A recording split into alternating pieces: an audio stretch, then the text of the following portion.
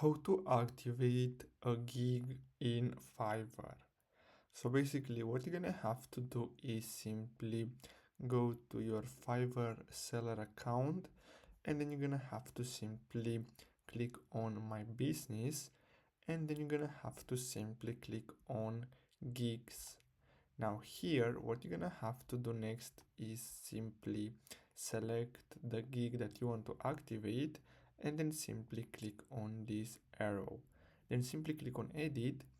Then what you're gonna have to do next is simply click on save and continue until you reach the publish section. So you're gonna have to simply make sure that you enter all the information needed, and after that you're gonna see that you're gonna have the option to activate this gig.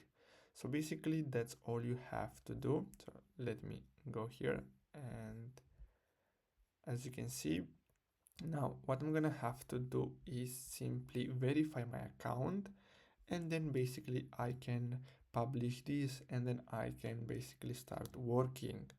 So that's all for today's video. I really hope you found this video helpful. Don't forget to like and subscribe. Thanks for watching.